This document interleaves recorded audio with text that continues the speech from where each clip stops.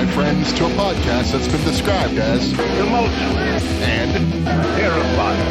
One guy even said it was So awesome it will shock you to the core. finally another podcast about Godzilla and all his giant monster friends. This could be the end of civilization. Yeah, probably.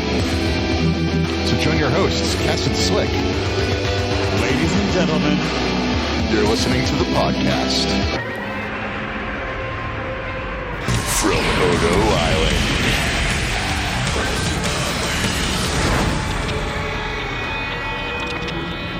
Hey, welcome to the podcast from Odo Island. Follow us on the old internet at Odo Island Pod. I am KES, aka Frank Odo Rizzo. And with me, as always, is the more attractive Swede to my less attractive Bohannon. Slick, how you doing? Oh, that was good. That was good. I like that. Yeah. Yes, we just became aware that you have a battle-eyed impersonator. I do. That's just fucking hysterical to me. I wonder if it's the person who played me and, like, just decimated me. And, like, they stickered me something, and I was just like, go fuck yourself. So I left the game. I wonder if it's them. I just think it's a fan. That's all. Oh. Probably just a fan. I feel like it's someone sticking it to me. Well, I guess we just had a little glass half full, glass half empty take on this one.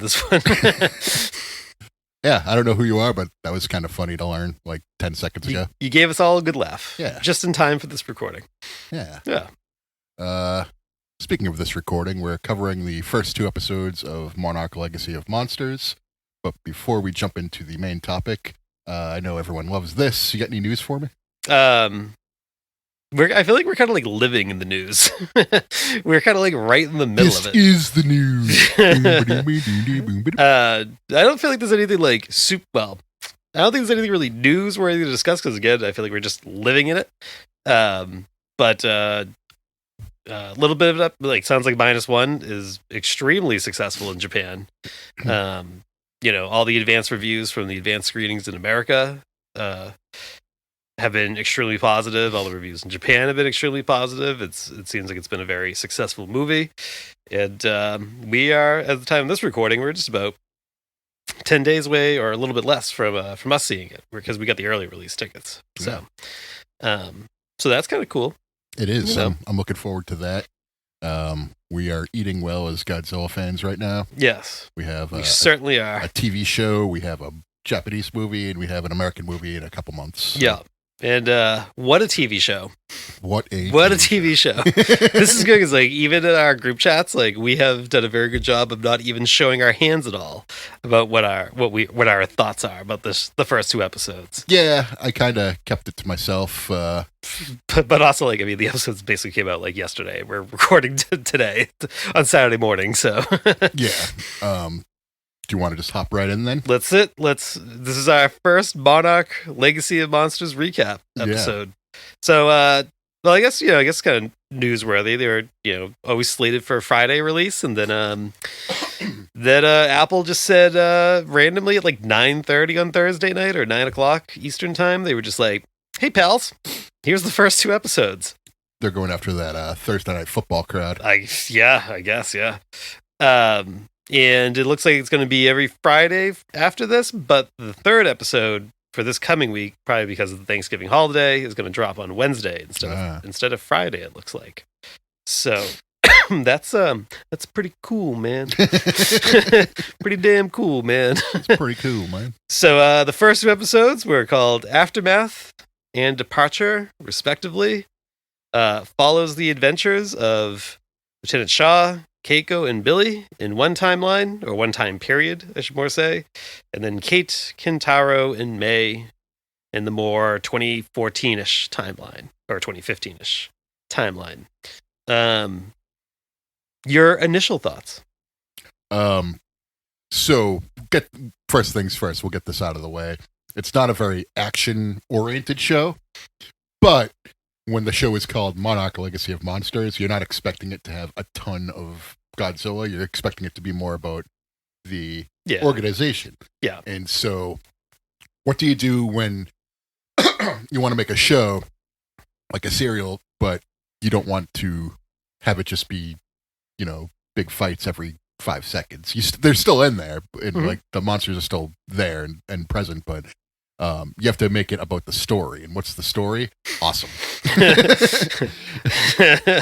I will say, I did not expect all these threads to be tied together through a dirty 2-timing dog.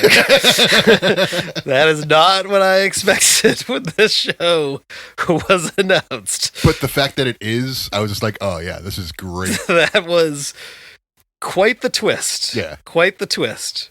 Yeah, it's like, I'll also kind of, like, for a high view take before we, I guess kind of dive into more specifics, like,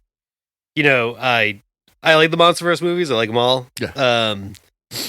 I've always kind of said human characters have not been their strong suit. This is a different. Yep. And so I guess I just kind of figured, I wonder if they're going to kind of continue the same sort of, not one-dimensional, but kind of like cardboardy, kind of flat or one-dimensional human characters in this. And no, these are like actually like pretty well done characters for the most part. I mean, we don't know them super well yet, but and there's the occasional weird like exposition dump through dialogue, but that's just going to kind of happen. But no, we actually have like some like, I was like very entertained by most of the cast in this the first 2 episodes. Oh yeah, definitely. For me, the best character was May. Like this traumatized girl who like lost her father, finds out he's like got another secret. Kate. That was Kate, not May. Sorry. Yeah. Finds out she has another her dad has another family in Japan. Like she finds out the worst way possible too. She like has the keys to his apartment, so she goes in there and finds his other wife. Yeah, and her like half brother now. Yeah. And then like you learn like she does speak Japanese too. Yeah. So she understands what they're saying. And yeah. Well, I liked how too that like her now half brother like then takes her to like this like office that he had there, and she just says something like, 2 full-time families, and he still had no time for them and all the time for work or something like that. I was like, oh man, I was like, what an asshole this guy sounds like. Yeah. Also, I kind of hope it becomes like, so we never see Kate's mother. Yeah. She just talks to her on the phone and like kind of hangs up on her constantly. And I hope that continues for the entire 10 episodes. I hope we never see Kate's mother. I hope she's always this person that calls, like, annoys her over the phone, and Kate just like hangs up on her like abruptly. I hope that's just like not a gag, I guess, but just a recurring thing for the entire I want her season. mom to be like Goldie Hawn or something. She'll like show up in the last episode and be like some A-list celebrity. Yeah, it's just someone that like Kurt Russell like called it a favor to get there. Yeah, exactly. Yeah, I liked Kate a lot, and I, especially by the time the second episode rolled around, I liked young Lieutenant Shaw, Kurt Russell's kid. Yeah. I thought he was he kind of quickly grew on me as like either my favorite or my second favorite. But yeah, should we walk kind of through the first episode a little bit and then into the second episode? Sure. So we start off with a little Skull Island flashback. Actually, Kong is like the first thing you see like in the show. Yeah, it was just like a little a stock brief footage glimpse, cameo, yeah. But that was cool though to see Kong. John Goodman makes his like little, he was fulfilling one of his cameo requests, and films a little selfie video, and we get our first like little bit of monster action with these kind of the generic style Skull Island like the spider versus crab. Yeah, yeah. So I mean, it's cool. I mean, it fits like with Skull Island. Yeah. Oh, totally. And then, what'd you think of the title theme? I thought the title theme was awesome. Yeah, so I was going to talk about the music. It does follow the more of like the noise and like minimalist sounds approach than it actually like. Oh yeah, for the rest of the show, yeah. For like an orchestrated piece and stuff like that. But like it works for the material. It's fine. No, I meant the intro theme. Yeah. I thought the intro theme. I thought that was a little bit more Pacific Rim-y-ish kind of.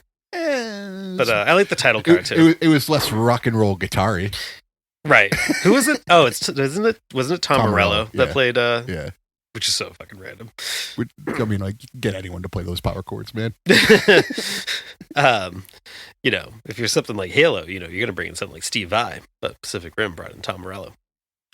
Steve Vai plays guitar in the Halo 2 theme. Didn't they also have Periphery in the remastered version? I don't know. I've only played the original ones. I haven't played any of the remasters. Yeah, because I think when you're the Arbiter, you there's like Periphery redid one of the songs. No, really? And like when you're flying, in that I think the first level you're the Arbiter and you get into the Ghost and you're flying around and stuff. Oh, that's cool. No, it's actually pretty sweet. Yeah. That was a little random aside. But yeah, then we get Kate, you know, learning about her second family. We get the Godzilla evacuation route, but we really start to get a scene, which they're just like, yeah, it's just a drill. It's going to throw everyone to these, like, you know, train stations. We got to talk about the when she's in the taxi first. Oh, yeah. So she's in the taxi, and the taxi driver's like, that was all fake in San Francisco. That was all CGI. Yeah. I have a podcast. I was like, oh, yeah, this guy's awesome. I was like, it's like this show's version of Bernie. Hopefully they get like a crossover podcast at some point with as the Monsterverse plays out.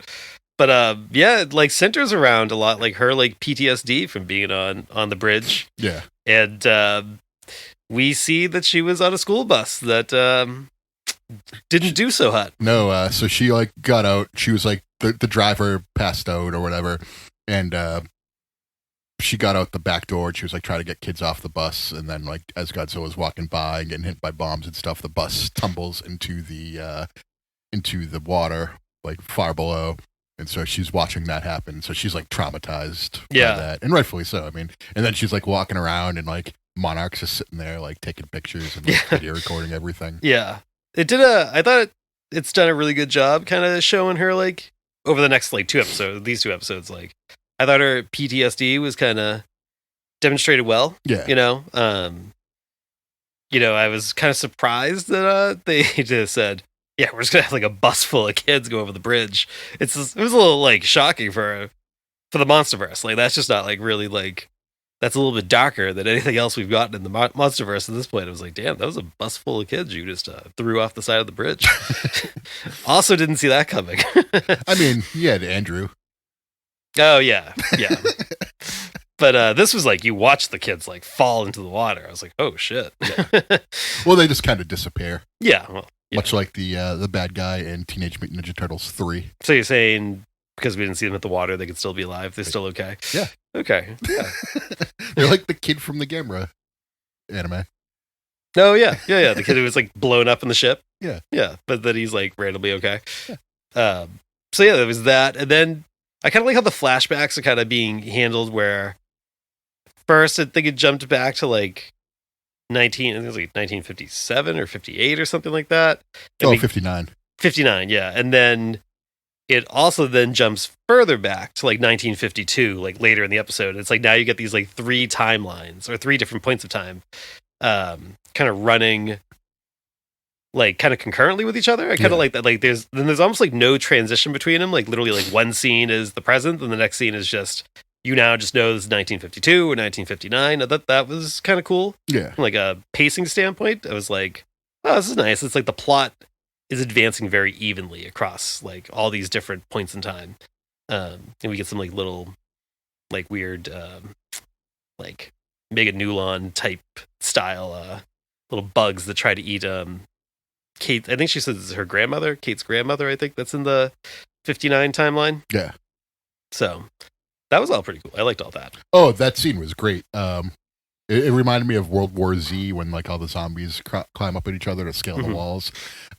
So the same idea. They sort of like this big mound and they're like going after Kate. They leave Kurt Russell's kid alone. Well, also it was kind of, you had like the scene of like the kids falling into the water from the bus, and the 1959 time is kind of paused right now, and the last thing we've seen in 1959 is similar type scene where she's falling kind of like into an abyss of human eating cockroaches or whatever. So can't wait to see how she gets out of that one. Yeah. She shouldn't. Well, they already say I think because there's photos of her. Well, I think say that she dies in like the 70s, I think, when they're talking about her, like one of like the later scenes. So we know she gets out, I guess. But because I think they say something like, oh, she died while I think the two-timing dad, I think it was like in Vietnam or something like that. I could be associating that with like the wrong character. But so yeah, I guess we'll just kind of see how she gets out of that one. Or maybe they're just lying. Or maybe they're lying. That Yeah. seems to be a kind of a recurring theme here in this show. Yeah. Who knows what to believe at this point? Speaking of lying, you have the Monarch characters Yes. who they seem very dubious. Yes. There's Tim.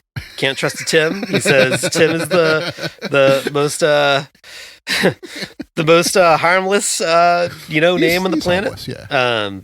We know a few Tims in our lives. I think we could dispute that statement with what we know of a few Tims in our lives, but it's neither here nor there. But yeah, it definitely paints Monarch in a much more like sinister light. I think I feel like Skull Island kind of bounced between is Monarch like good, or are they like a little gray area? And so far this show makes them seem like sinister, like nefarious. Yes. To this point. Yeah. So I thought that was a cool little. I like this kind of Monarch's been established in King of the Monsters, and GVK is kind of like being like the real good guys and stuff like that, and like this is kind of going, no, they certainly have their skeletons in their closet. Yeah. And I like that. It's a nice little touch. It seems like maybe there are people who are good who work for Monarch, but then there are people who are bad who sort of keep things from the good people. So like when the girl finds out that they're trying to rip all the old files and like they're encoded, so she tracks it. She goes to her boss and she's like, should we tell this to our boss because they said that they wanted like all the information. Oh yeah. And he's like, no, I'll take care of it. So then he like sneakily like gets like his henchman to come with him to Japan to track him down, to like keep it all in house. So I feel like maybe they're a little dubious, while maybe the other person's like, I want to know about everything because like now that the secret's out, like we have to be more transparent. Yeah. But yeah, the good guys don't typically do things like Tim did, where Tim threw a blanket over Kate. Threw a hood over Kate, and then he kidnaps her and he puts a hood over her and he's like, yeah, you can't see where we're going, and then and that triggers her PTSD, and then I love that she just randomly while she's kind of flailing around just boots the henchwoman in the face and flips the car over. I was like, oh, this is pretty sick. But yeah, so it's it that seems gave like me PTSD. It's there are people in Monarch who are totally fine with doing bad things that they can probably justify thinking they're doing the greater good. And I like that, adding that extra layer to Monarch. Shades of gray, bro. Yeah, it's, very Machiavellian. They shouldn't be called Monarch. They should be called Machiavellian. Arc. No, didn't go with me on that one. All right, but then we do get to meet May because everyone seems to have that hacker friend. I'll just say I'm not very, I don't have a lot of firsthand experience of what the typical apartment in an affordable part of Tokyo is. I'm going to guess this giant loft type room that she has is probably not typical, but it's kind of like how when shows take place in New York and it's everyone these people who work at a coffee shop are living in these ginormous lofts that would be $8,000 a month in real life. But anyway, she's got all of her hacker equipment and she does the very typical it was kind of funny. It was they're oh yeah, we need you to kind of decode this flash drive or file or whatever, this tape, and she's just kind of doing the very typical hacker stuff where she's just randomly tapping away at a keyboard. And I was oh yeah, that's the good shit right there. I was it's a little cliche, but sometimes when it happens you're yes, I love this random hacker shit. It reminded me of RoboCop 3 or Terminator 2 when they have the little decoder thing to get into the ATM. Mm-hmm. It's nobody has this in real life. Yeah. I like how she's talking about vinyl records while she's doing it, and I was oh yes, this is Kintaro's hipster ex-girlfriend. I was gonna say, like, definitely some hipster vibes. Oh yeah, yeah. But I liked it. I liked her. She's got an old Polaroid camera in there somewhere. Oh, guarantee you for sure. I liked her too. I liked him. I don't think either of them are as, at least not yet, they're not as interesting as Kate. Like Kate, I think definitely drives the modern timeline. I just think, and probably the show overall. Yeah. I think I agree with you. She's just like an excellent character. What else happened? She's pretty flawed as a person. Like she's like combative and like, but at the same time she can also be like realistic, and, like logical and stuff too. So like I don't know, there's depth to her that I like. Yeah, she's very realistic. Yeah, very relatable.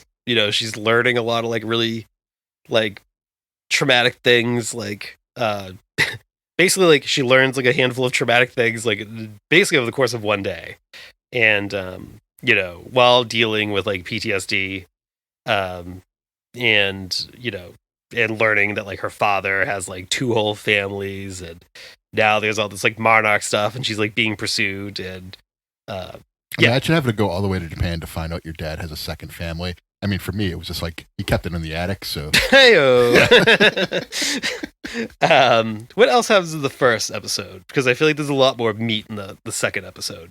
So the first episode, when they went to Kazakhstan, and to get to the bugs. That's where they found the bugs. But the second episode, the older timeline, it was sort of like an introduction how they all met. Yeah, and so that was kind of funny how like.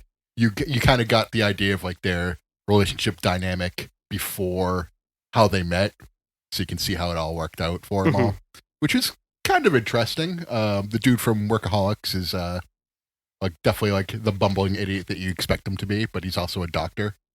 Yeah. Well, as you kind of allude to at the intro, I think you and I are 2 of the 5 people that watched Hell on Wheels from beginning to end, and there was a character called the Swede.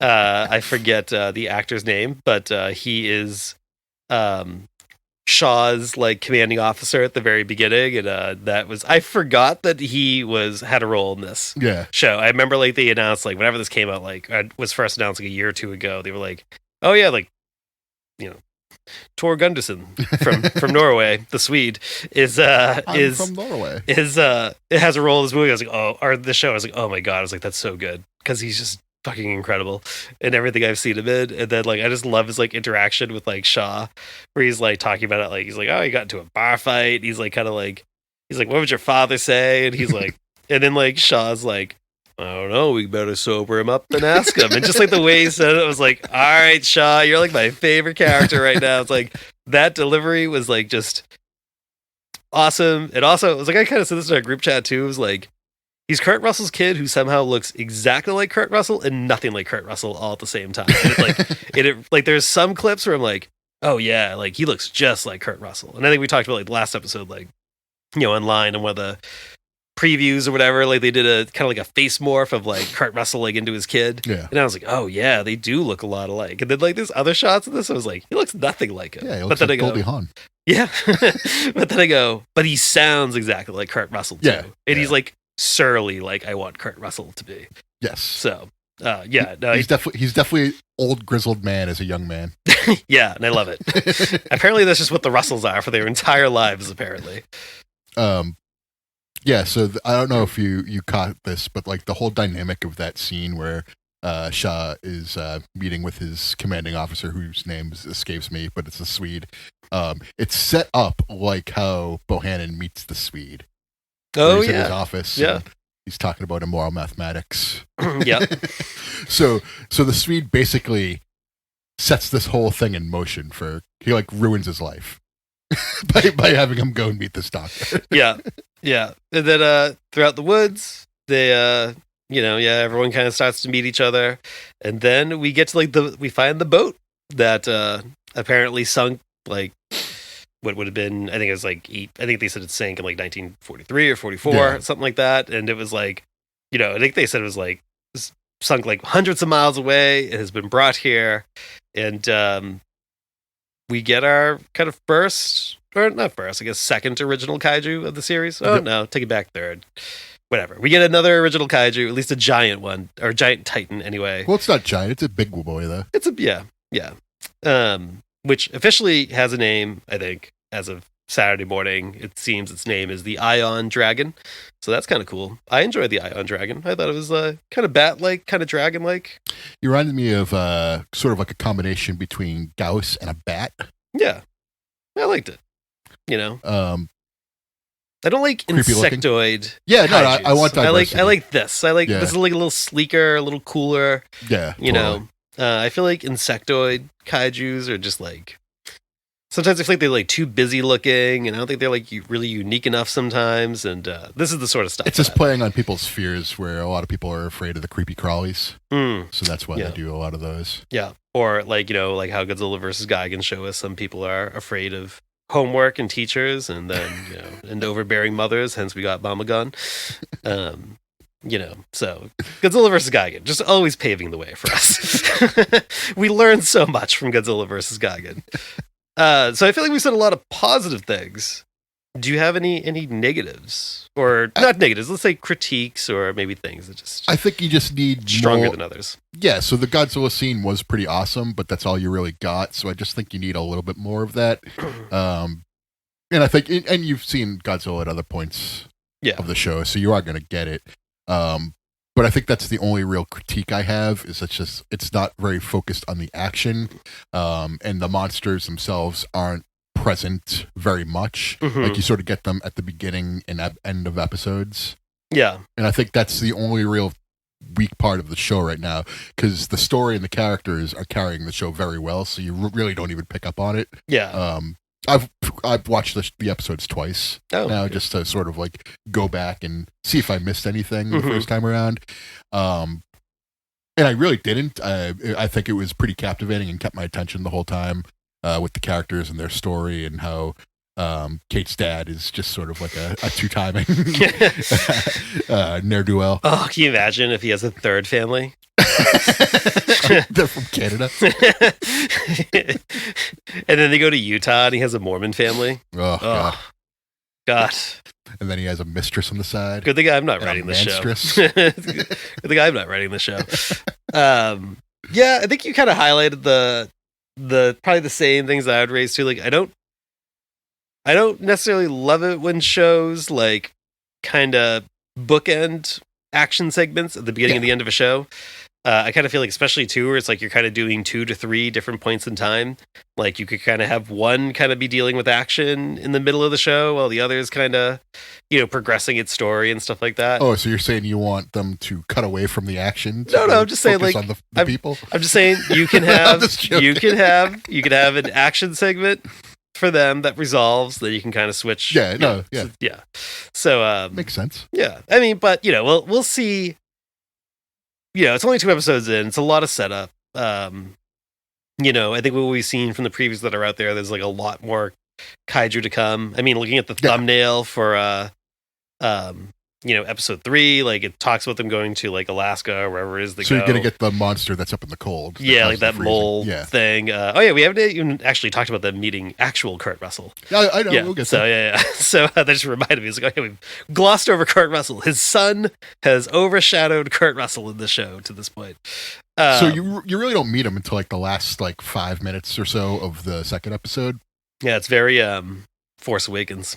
So basically what they do is like Monarch tracks down Kitaro, and Kitaro's mom is a lot more slippery than she lets on. She comes off very sweet and demure, but then she like slips Kitaro the picture of his Uncle Lee, and is just like nods at him and says like, just go in there and give them what they want. Yeah. And then she's like pretty much telling him to run. Yeah. And go find him, and he'll help you get out of this. So that was a cool setup for this. So Kitaro meets up with May and Kate, and they go find Kurt Russell, who is at this facility, and they're like, can we speak to the Colonel? And they're like, if he's still alive. So they were never even met before, but he has a relationship with Kate's dad. Yes. Somehow through Monarch. Yeah. which is yet to be revealed, but we can certainly guess. Yeah. Yeah. I mean, it's pretty obvious that Kitaro is the offspring of the doctors. That's what I got out of it, because So he's not really the two-timer's son? no, he is. But that's not the doctor in the flashbacks. No. What I'm saying is, like, the dad is like her, like the doctor's kid. The dad is the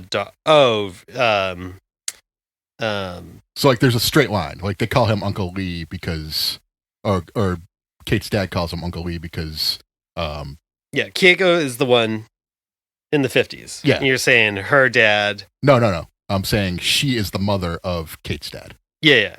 So, like, it hasn't been revealed on the show yet. Oh, that's right. Because they say she refers to him as her grandmother. Yes, exactly. So Gotcha. that's what I'm trying to say. Is like you can figure it out as the show goes on. Yeah. But it's not revealed on the show yet. So that's gonna be a whole like, whoa. But like he sort of like helps them put it together, and he's just like, all right, so like let's go outside and talk about this because they're listening, and it's not really a facility; it's a prison. Yeah. And he's sort of like the Kong of this episode. Monarch getting even shadier and shadier. Like I was like, oh, they literally just have like a lockup. What should have happened is Kurt Russell should have picked up a big stick and chucked it, broke a bunch of like plexiglass screens. Yeah, they do like how they were doing like the Monarch holding containment, like little bump, like bottom thirds, like in GVK. Yeah, they should have had that for Kurt Russell. Yeah, Titanus escape from LAS. Titanus Pliskin. Yeah. It was kind of like Blink if you miss it too. Like, not Blink. Maybe if you shut your eyes for 5 seconds. But like earlier when Kentaro is like in his father's office, like he opens up Shaw's file, and it's like, oh, like there's like a little pamphlet in there for like, and like how they call it, like, oh, you're moving to this new assisted living facility. Real exciting stuff, you know. And I was like, oh man, this is like kind of dark. Yeah. So that's how they like get away with it, but it's really just like a prison. He's got an ankle bracelet. He cuts it. And so they're like, yep, we got about a minute to... He's like, let's get out of here. So it's a very interesting and captivating show. Yep. I'm intrigued. Very much intrigued. Really well done. We haven't talked much about it, but it's shot like a movie. Like, you get a lot of scenes that are like given time to breathe and stuff. Like when Kate's walking down like the hallway to see her dad's apartment. Yeah. They're slowly moving in as she's walking slightly faster. Mm-hmm. I was like, ooh, that's very artsy. Yeah. And God, there was like one other scene too that I was like, ooh, that like there was a couple scenes I was like, oh, like, or like little shots that are like really well done. You know, I did like the little, it was a little on the nose, but the continuity of like, you know, Kate takes the key, she tries every single key, then she finds the one that opens the door, and she has like a little moment. And then like later, Kentaro, like he takes that same set of keys, and he's trying to open that filing cabinet, and he's like rummaging with all the different keys, and he gets the one that fits, and before he opens it, he has like the same moment. You know, again, a little on the nose, but like I like stuff like that kind of continuity between the two of them. And yeah, I think it's a really well shot film. We didn't really talk about like when they're actually in the boat, like, and I thought it really did a really good job of like, I actually thought there's gonna be like some jump scares while they're like in the boat. Oh yeah. And they come across like, they find like all these like missing villagers and bodies of like, you know, people from wherever they've come from that have been like basically entombed in slime, like in the boat. And I was like, oh fuck. I was like, this is pretty good. I was like, I'm digging the vibe that it's setting up. Like, oh yeah, 100%. It's doing a little bit more horror. I'm not gonna say horror, but you know what I mean. Like I wouldn't expect that from like the Monsterverse. You know, it's subverting my expectations, as Rian Johnson would say about Rise of Skywalker. It's for the better though. It reminds me of 85. Oh yeah, yeah. Give me those vibes too. Yeah. So that was a cool callback, and then like you get the dragon there. So first, all you see is his hands like clawing at them and like bumping into the boat itself, and then like as they escape the boat, you see the dragon itself. It looks different. It looks cool. I'm like, oh sweet. So it doesn't look like just your typical dragon. Tries to flip the boat on them. Yeah, I was like, damn. It has its own unique look, and I'm just like, great, well done, original designs, yeah. Awesome. Sell me figures. Sell me figures of this stuff. I'm ready. Oh, totally. And so the Ion Dragon is definitely my favorite so far. I have a feeling I'm going to like the mole more because the mole has powers, it looks like. Well, maybe the Iron Dragon does too. We just haven't seen him yet. Because they did talk about how, like, they were saying the local legend is that the Ion Dragon, like, something like breathes fire across the stars or something like that. I was like, ooh, maybe he's going to have like a little, like, flame breath or something like that. So, yeah, give me a few of these. Give me a few of these. This is what I want. And then, like, maybe at the end of the season, you get, like, a Toho monster that can fight Godzilla or something like that. He could be, like, a big bad or something. Or if not, you still have plenty of other options, so. Yeah.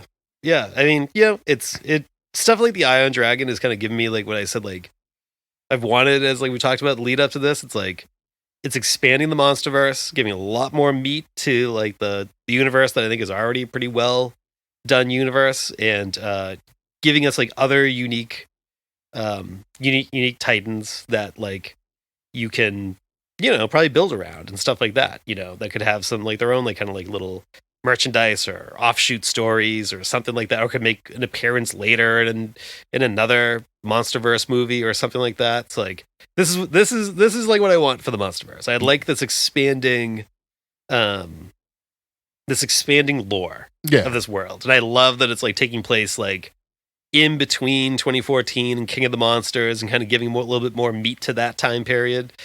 There was like a graphic I saw, like, on Twitter or whatever that, like, said something like, the Monsterverse has existed for about 9 years now, right? And it's like, and it's definitely one of the most coherent and just kind of consistent, like, I don't want to say shared universe, but, like, I guess it's like, yeah, shared universe or whatever. And I was like, yeah, it really is true. Like, it feels like this is, like, a great addition 9 years into the Monsterverse, or almost 10 years into the Monsterverse. And not only that, but it's so much different from what King of the Monsters and GVK brought to the table. Yeah. Where that was, like, GVK was, like, so action oriented, and, like, the monsters were actually the stars for once. Mm-hmm. Whereas this is like, okay, we're going to establish, like, the storyline and like why you should care more about the monsters. And this is sort of like a good supplemental piece. It's almost like a Silmarillion to the Lord of the Rings and the Hobbit. I know you're picking up on this, so that's why I said it. But I'll say it's kind of like Torchwood to Doctor Who. Sure, yeah. So there you go. Yeah, exactly. Frasier to Cheers. There you go. We found one in the middle for the both of us. But it's like you could do future seasons of the show that take place between King of the Monsters and GVK, or GVK and Godzilla and Kong, or something like that. I was going to say, or you could also have stuff that happened between Skull Island and 2014. So there's so much meat on this bone. I want a series of what's his face? John C. Reilly just, like, eating hot dogs, watching baseball. Oh yeah. Oh, that's it. It's 10 episodes of him just sitting there, drinking beer, eating a hot dog, and watching baseball. I call him the Iron Dragon. Why? I don't know. It sounds cool. But you got anything else you want to gush over on this show? Nope. Strong start. Yeah, definitely. Are we gonna kind of rank the episodes as we go? I'm just gonna give it a full on 5 for the first two. Oh, yeah. Or each episode is 5. Each episode is 5. Yeah. Yeah. I think I'm 4s or 5s. They're, like, kind of setup episodes, so I think I'm leaning a little bit more towards 4s. Okay. Because I feel like there's probably going to be something to go, like, yeah, these are the 5-star episodes. I'm probably going to rank the whole series as a 5, though, for right now. Like, I'm just, like, so enthralled with it. I was very pleasantly surprised by how much I liked it. Like I said, I mean, maybe not surprised is the right word. Maybe, like, I feel like I'm rewarded for my fandom. I even though it didn't give him 5s, because like I said, like, to kind of qualify it, it's like, I think we're going to get some episodes going to be, like, the real standout episodes. And I'm going to be like, all right, that's the 5-star ones, Yeah. But I didn't really, going into this, like, I shouldn't say, like, I didn't have high hopes. I thought it was going to be, like, a little, like, novelty type show. I also didn't think it was going to get, like, the initial reaction that it's got. This is, like, the top show in Apple TV Plus as of, like, this morning. Yeah. Right now. And like a lot of like major outlets and stuff like that have like written like really big review, like really big positive reviews on the show. Mhm. And just the initial feedback from, I don't really care what critics have to say, but like Yeah, like audience feedback has like been like overwhelmingly positive. I And, consider us more of like the audience than critics. Oh, for sure. But like the social media reactions to it, I was like, damn, I was like, this is like overwhelmingly positive. And, Yeah. and the fact that it's like, you know, I was kind of wondering you know, when does fatigue set in, kind of like with like, you know, MCU movies, DCU movies, or whatever, just any franchise that has like a lot of installments. Like when does the fatigue start to set in? And the reaction being so strong, I was like, okay, we're not at the fatigue point yet with the Monsterverse. And in fact, it actually seems like it may be recharging it a little bit. Yeah, I was going to say, because there's not nearly as much as there was with Star Wars and the MCU and all that stuff. To that end, too, they're all kind of different. And they're like, they all follow the same story and sort of like have the same characters and all that. But they're all kind of different. Like, GVK, like I said, was so action-oriented, and the monsters were the stars. King of the Monsters was more of like a mix where you got like the human story and the monster story. Yeah. This is more like background, human-based, like world building, and it's more about the people involved than the monsters itself, which is fine because that's what the show says it is. Yeah. So it's like perfect. So they're all kind of different. Like whereas I feel like the MCU, it's all kind of that same like hokey, like everyone makes fun of everyone else type of humor. Yeah. Whereas like it used to be like, you know, the early days of the MCU, like every movie kind of did a good job of kind of having its own tone and its own feel. Yeah. And, you know, it definitely feels like that's like the big critique is that like, you know, all the MCU stuff feels very samey across the board.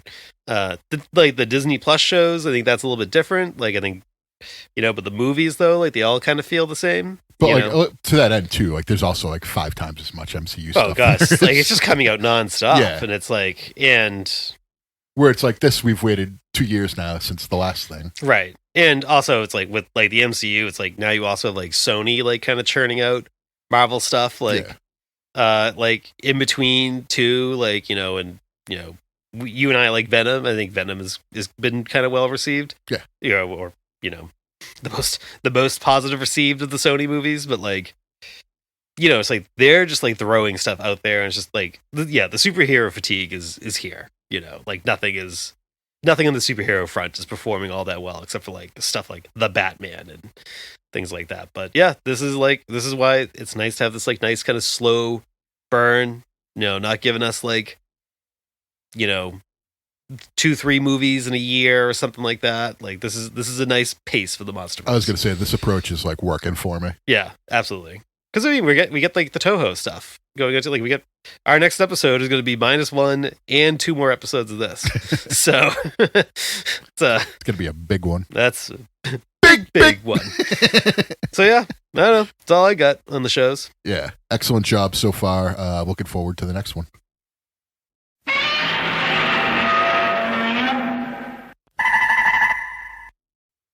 Yo, Craig DeGeorge, what's up? You got any figs? Oh, it's a big one. It's a big one this week. You got any physics this week? I got a handful of things to discuss. And we're gonna do a little unboxing here. So if you can hear this, I made a little Target run this morning, and I bought 3 of the Super 7 Reaction blind box figures, which are the you know, there's 2 different Godzillas. So these are, you know, figures that are already in the line. Godzilla 57. It's like the Volcano Monsters Godzilla, a Mecha Godzilla 74, and 2 different Jet Jaguars. But these kind of have like unique paint schemes, or you know. Yeah, you have Doom Health Power Up, and then you have Red. Yes, for you have Firefighter Jet Jaguar and Medical Jet Jaguar, and that's a nice little throwback. There was like a very limited release Jet Jaguar Bandai figure with like the medical thing. I thought that was kind of cool. They did that. So we will, in a few minutes, I will unbox these and see what we got. But also on the Super 7 front, I got their Imperial Godzilla figure. Yeah. I fucking love that they did like they took their Godzilla 85 or Godzilla 84 figure, gave it the Imperial Godzilla paint job, like really true to how like the figure looks, even with kind of like the uneven silvery spray paint across the chest, just like the original one where it's like not totally applied evenly across the chest. This is not applied evenly, like intentionally, and I was like, man, I was like, it hits the nostalgia for me. When I was a little kid, that was the only Godzilla toy that was out in America. I remember, had one. yeah, I think remember like how like the Toys R Us that was like in our town, like I don't know if you have this memory, but like they used to have all the Imperial Godzillas and the Imperial Kong figure too, were all just kind of like on the bottom shelf, and they kind of had it more set up like a basket, and they would just kind of be dumped on top of each other. And I remember when I did have to pick out the Imperial Godzilla figures, like he had to dig to make sure like you found one that didn't have like a leg broken off or something like that. So, yes, it unlocked a lot of nostalgia for me. Not me. The only memories I have are going to get the tags for video games. Oh God, yeah! What a wild concept. Other things I got the ended up having a lot for this episode, which wasn't really planned. It was like some pre-orders kind of came in, like stuff like so. I'll start with the Funkos. I got 2 of the 3 Singular Point Funkos that have been released because I'm waiting for Funko to release the Glow in the Dark Ultima Heat Ray one. But I'm not a big Funko collector, but I figure for Singular Point, I was like, I can't kind of let those go by. Like, I don't really have... I have a couple of, like, the Monsterverse ones, but I don't have them all. There's plenty I don't have. Again, Funko's not really my thing, but Singular Point, I was like, nah, I gotta get that. That's really cool. So, I have one of the Godzilla Ultimas without the Atomic Blast. You know, it's cool. You know, it's in that Funko style. I don't always love the Funko style. Yeah, same with me. But, you know, it's cool novelty. But I think the bigger, more interesting one to me was they did one for May, and she comes with Pello too. And May was like my favorite human character in Singular Point. She was one of my favorite parts of Singular Point. And I was like, I got to get that. Like, come on, it's a May figure. I have to get that. So those are cool. I'm going to get the Glow in the Dark Ultima Ray one when that finally drops. You know, they're cool. Just Funkos aren't. Actually, just looking, you have one Funko sitting right there in front of us. Yeah, that's the legendary one. Yeah, I have one of the legendary ones too. Just saw it in a store and I was like, yeah, I'm gonna go. Yeah, they're like $10. Not even. You know, I think it was like 7 or 8. Yeah, they go on sale a lot, but with the good comes the not so good. And then comes the bad. Oh no. But I'm gonna go with the still good, but okay. So anyway, I'm just gonna dive into it rather than build it up. I kind of already know. So the Godzilla versus Mecha Godzilla Mezco set that I pre-ordered a year ago arrived today. I was a little, you know, Mezco for the most part used to be pretty good, like saying like when stuff is gonna ship. You know, this was always slated to ship from May to July. It is now mid-November.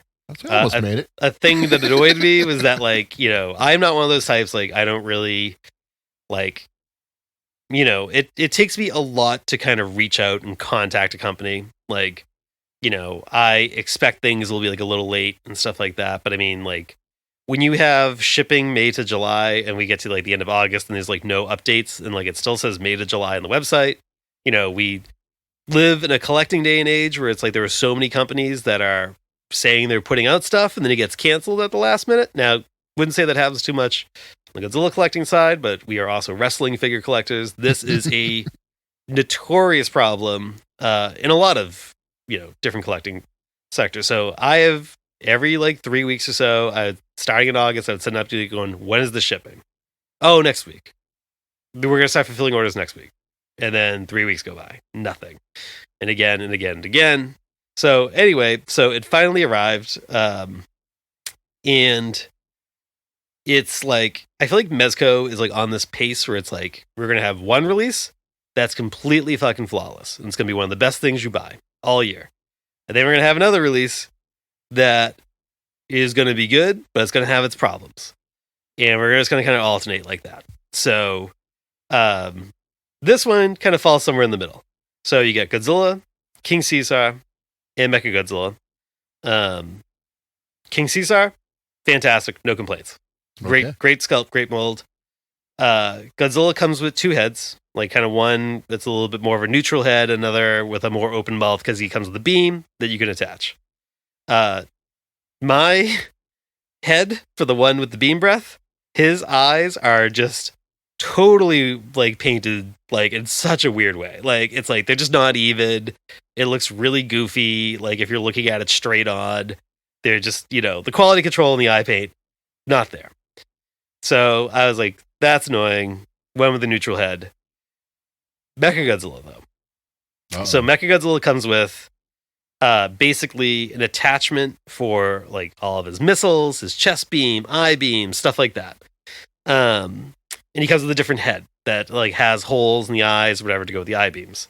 The eye beams are some of the flimsiest plastic I have ever come across in a figure.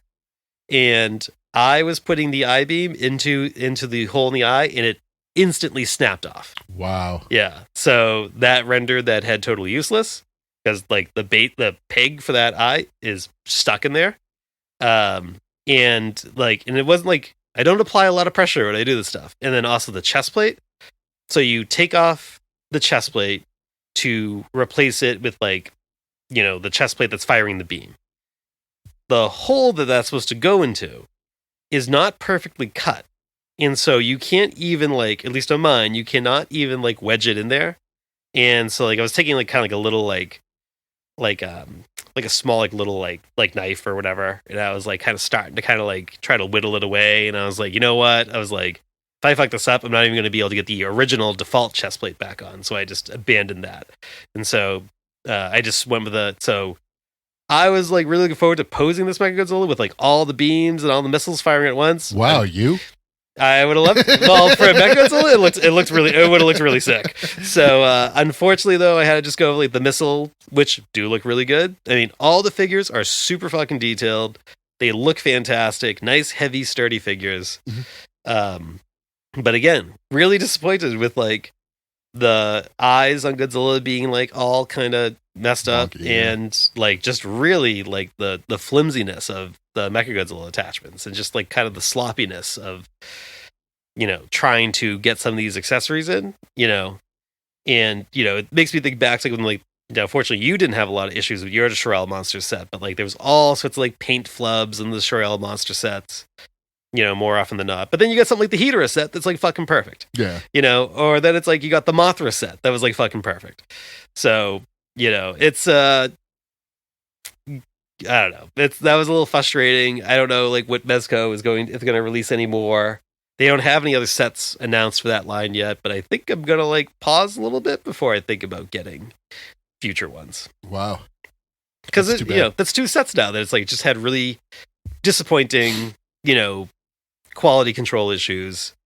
I don't collect SH Monster Rat stuff because of stuff like that. So like, so I'm kind of like, why am I giving Mezco this pass? You know what I mean? Like, so on the other podcast I do, John asked me about like stuff I have that's broken, or like stuff that's going to be broken or something like that. So the first thing I did was grab that thing, and the first thing your SH Monster Rat, the tail fell off and the hand fell off immediately. So I was like, here you go. Yeah. So that was so it's like a little frustrating because like if that set showed up with like just like the figures kind of like in their like default states and like you got no accessories, I'm like, oh wow, what a great set. But all those extras, cutting corners on all those extras really kind of was disappointing. Yeah, it's too bad. But then we get to the ugly of my purchases. Oh boy. Week. So this is actually not that big of a deal because it was like a $9 purchase. But I ran to the old mall the other day, and I stopped into FYE, and I was just perusing, and they had a little boxed Godzilla ornament, and I was like, oh yeah. I should get this. It looks fine on the box. I should have known better. I generally think that there is like a line of Godzilla merchandise that is like, I think it's like exclusive to FYE, or at least whoever owns FYE, and probably like Hot Topic and stuff like that. And it's like the quality is garbage on most of those things. Like it's like they're FYEs where you go to get like the Godzilla ramen noodles, like right, like that shit I look at and go like, I don't need this in my life. Or like they have Godzilla socks that are like super thin and super cheap and stuff like that, but they're stupid overpriced. So I saw the ornament and I was like, this can't be that. I was like, that looks like a good ornament, good like little tiny cutesy little style Godzilla. I opened it up and I was like, it looks like a combination of. It looks more like Manila, like, but he's been run over by like a car. Is kind of what it looks like. It is like paint really sloppily applied on like the claws, the toes, and stuff. And it's just like it's so goofy looking. It's so ugly. He looks like a frog or Manila, like some combination of the two. But then it's like I felt bad because like I when I got home and like put it on my counter and I accidentally knocked it off and like broke like the arm off and I was like, oh fuck. And then like I just crazy glue it back on. I did. Crazy glued it back together, and I was like, no, I kind of feel bad. I was mean to you. I didn't mean to throw you on the ground, and so not hanging it on the tree. But you should. Well, I'm only allowed to hang one Godzilla ornament on the tree, and I have some really nice Godzilla ornaments. Stick a second one on there. Yeah, I probably could. Yeah, I just gotta not do it that day when we put it up. Then I could do it later. But so no, I put them in a. Like I hung it from like a hook from like one of my shelves where I have like some of the other ornaments, but so yeah, should have known better. Don't buy FYE Godzilla products. They're really goofy. But you know what? They were also doing a sale where it's like, oh, you buy one ornament, you get one free. And I bought a Baby Yoda ornament too. There you go. But I gave that to a friend. But anyway, it's time now to unbox these Super 7 reaction figures. You will be happy to know that these are $5 cheaper than what they are normally priced. These are $15 for these, but they are on the flip side, they are blind boxes. So, this one I think is one of the Jet Jaguars. We are hoping for the medical one. We want the medical one. Here we go. Opening the first box. Slowly but surely. Whoop. Oh, he's in a trash bag too. So many layers here. What's gonna be? We got it right off the bat, baby. Jet Jaguar. It's all house money from here. Looks good. He looks good. There you go. If you want to take a little look. Yeah. Yep. Medical Jet Jaguar. This is what I like about Super 7. They will pick the most random figures. Yeah, one of the only Super 7s I have is the Jet Jaguar, so it's nice. I like this little guy. Yeah. This is another Jet Jaguar. Will it be the firefighter? I have another medical one. 2 medics. Yep. Here you go. Now you have a medical one. Oh, cool. I don't need 2. I'm gonna see which one's better. Okay, give me back the shitty one. They're both exact. I was just testing the ability to what's the word I'm looking for? Posability? Yeah. So all right. Articulation. I have opened up both exactly the same. I have opened up the third. I believe this probably feels like a Godzilla. I think this is a Godzilla. We're gonna open it now. No whammies, no whammies, no whammies, no whammies. Oh, sick. I just had the medical Jet Jaguar's kiss to 31. I got the this is kind of cool. I like this. Oh, as I try to get it out of the bag. It is the Volcano Monsters Godzilla, but it is the X-ray glitter one. So he's very green and see-through with some gold glitter on him. Actually, this is kind of sick. I kind of like this. It feels very festive for the holidays, too. He does look festive. Yeah. Green and gold and just kind of see-through. That's kind of cool. I like that. Yeah, I'm a fan. I'm happy with that. I'm happy with that purchase. It is it's see-through. Like the body's a little bit less translucent, but yeah, it looks like now that I can kind of see it from this angle, where it's like I can kind of see more sunlight going through it. It looks like it is see-through, except for like where like the joints meet, and that's probably just like solid plastic. So exactly, and the spines. Yeah, the spines are see-through. That's kind of cool. I kind of like that.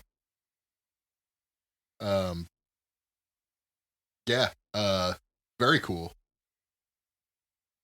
I guess now I gotta try to complete this set. So there is a Shadow Mecha Godzilla. That looks kind of cool. And then there's a Godzilla 57 that is called Silver Screen, which I'm gonna guess means just kind of like a grayscale figure. But so I think even if I stopped here with these, I think I would be happy with that. I'm no longer going to be a completist on these Super 7 reaction figures. No need to be, but yeah, once they put a Manila, I was like, oh, I'm not going to be a completist. So,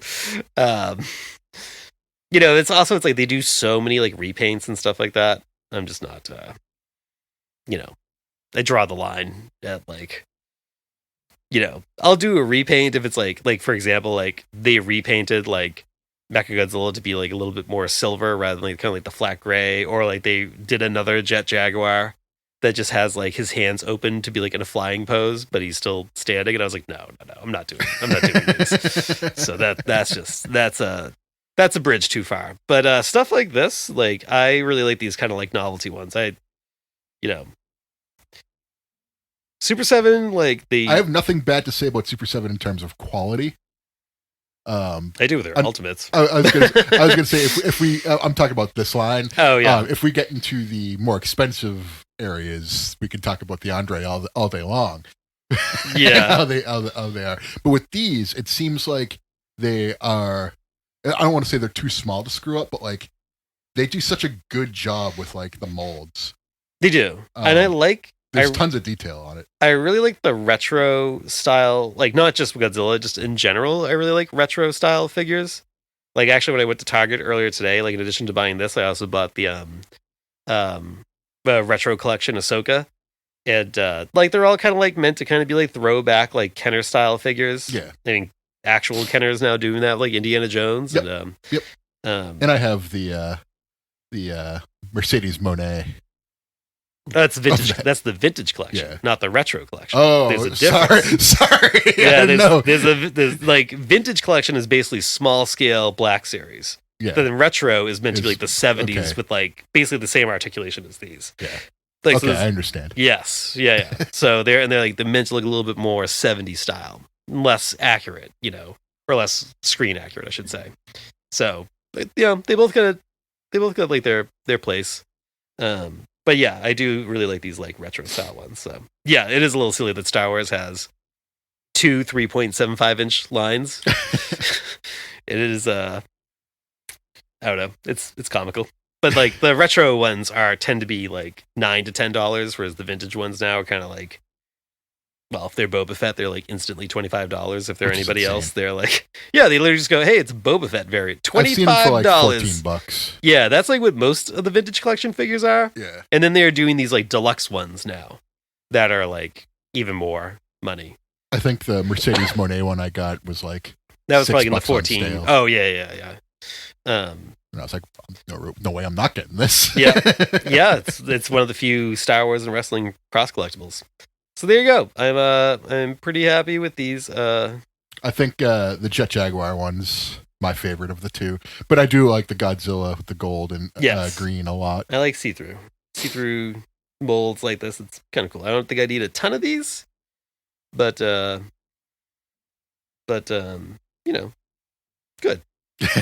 Happy with that. Now I do kind of feel like I need to get this like Shadow Mecha Godzilla one. So yeah. I know I will ultimately have all of these. I'm going to guess, even though I just said like, oh, I got like the two that I want. Like that's not true. I'm going to guess. Like, well, now that you have the two that you want, you get all the extra ones that you don't really. Yeah, exactly. You get your S tiers, and now you can move on to your A tier. Yeah, I'm not going to like go drive to Target once we're done recording and buy more of these blind boxes. I think as I naturally go to Target for whatever else I got to go there for, I will just chip away at these as I go. So I got my Ted DiBiase and my Mr. Perfects, and I'm like, if I see anything else, I might pick it up. Well, there you go. Yeah. So I am now covered in trash bags and empty boxes. I look like a slob. So anyway, I guess that kind of does it for me. Yeah. So again, next episode we'll be talking about the new episodes of the Monarch series and also -1. That's right. It'll be a big episode, big. And from everything I've seen on -1, it looks like I'm going to love it. Yeah, it's looks good. It looks very good. It looks very good. It's not often that we get a new Japanese Godzilla movie. In fact, it's only happened twice since like 2005. Yeah. So, and we're getting to see this one in IMAX, which is kind of sick. No, I mean, like, when you said, like, oh, you were talking about getting tickets for this, and I was sort of, like, in the middle of something else, and I was just like, yeah, I'll go to opening day. And you were like, that doesn't really help me with the question I'm asking for. I'm like, oh, IMAX. Yeah, they've added a lot more showtimes around us, too. Yeah. Both for IMAX and for, like, non-IMAX. And I'm going to guess I will probably like randomly go see the movie again at some other point like that weekend at some to be determined time. I mean, Sunday mornings is a hell of a time to see a movie. Yeah, maybe. You'll have the theater yourself. Oh, it'd be so good. And you'll get the whole rest of the day to watch football. Oh boy. I might go during football just for how bad the NFL has been this year. Yeah, it's not been great. Hey, at least the NBA is awesome. It is. There's no shortage of awesome basketball, but oh boy, is there just a lot of middling offenses in the NFL, and teams that we like are just trash. So, oh boy, are they. So not a lot, other than sports betting, not a lot to look forward to on football Sundays this year. Yeah, so go see a movie. Yeah, cool. Well, anything else you want to leave listener with? Well, leave listener with? We better sober them up and ask them.